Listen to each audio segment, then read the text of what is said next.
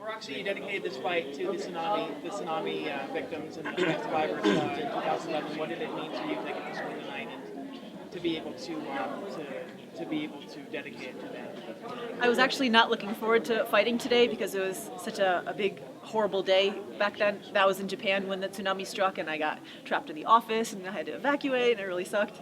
But I hope that I won and that I would be able to get the mic and let people know that it's not over for them still. People are still living in temporary houses, and fight Japan. So it was cool in the end. It was a very big night for 125ers tonight. We just had Sarah up here, and she's saying she deserves the title shot. What's your stance on that? That was a great fight. Sarah and Andrea Lee had a great fight. I believe that I've earned a title shot, and I would like that very much, meaning give me the title shot next. I want the belt. Roxanne, what do you think of the split decision? Did you think the fight was as close as the scorecards reflected? I was a little surprised that it was a split decision. I thought that I dominated stand-up and I did enough to get the unanimous decision. Maybe it was because I was on the bottom in the first round. Maybe I lost that one, but I don't really feel like she did damage. But, I mean, that's the judges, so I'm just glad that I got the final win. Do you think there's still a little bit of struggle with MMA judging and appreciating somebody's game off their back? Yeah, I think that how they have ref schools. I would love to have there be judge schools and judge training, just in general to help out the judges because, we don't know their background, who they are, or anything. So. Saw this comment on Twitter that said, "I never thought I'd see the day that we have a sprawl and brawl Roxy." Much different style for you. How do you feel about that performance and that approach? This fight really meant a lot to me. My head has never felt so clear in a fight as today. I really felt like, man, I can dodge this strike and I can strike. Like, it's really cool for me to be able to show off my new striking ability. It's getting better and it's cool. There was a level of aggression today that I don't think we've seen from you. Just like you were really pushing the pace instead of counter-striking. Was that all part of it?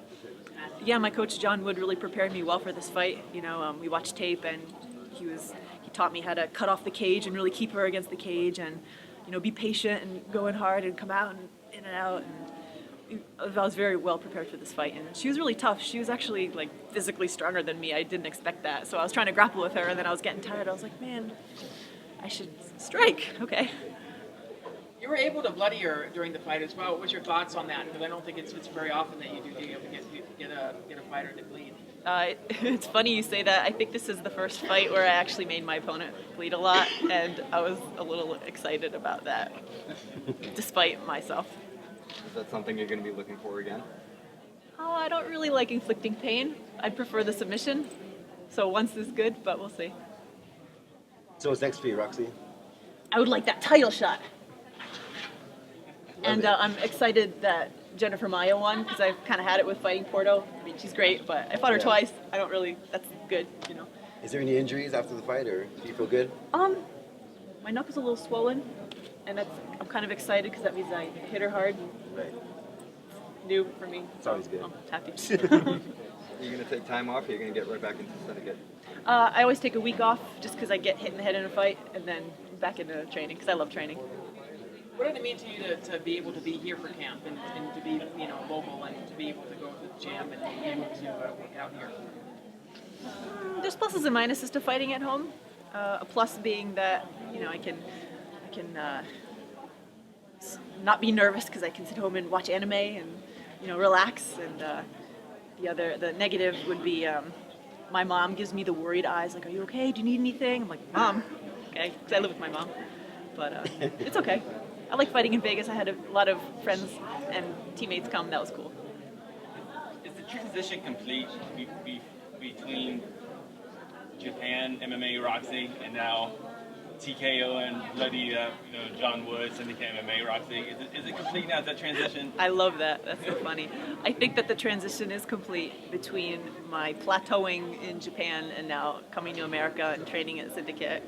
And I'm more well-rounded than I've ever been. Speaking of team, just one question I had to ask: how hard was it to convince the teammates to dress up for the weigh-ins, and how much thought and effort goes into that? I mean, it seems that you show up with a new outfit every time. Is that how much time do you guys put into going for that? I made a big effort with myself. You know, I bought and I practiced spinning the weapons by watching YouTube videos. They did that on their own. They didn't even tell me they were going to dress up. So for the last fight, I showed up and, you know, they suddenly popped out in their Mortal Kombat outfits. It was like, cool. And then this time I'm like, okay, could you do that again? And then we kind of planned it like they couldn't get on the stage because it was so small. So I had the thing where I'd be like, come on. And then they got in front, which is cool. Your thoughts on Angela Hill's awesome costume? She was so cool. I loved her costume. It was awesome. And she even did the little Yeah. thing. Improved that a lot. I think more fighters should do that. But we can't bring weapons because it's prohibited, but we didn't know that. So whatever.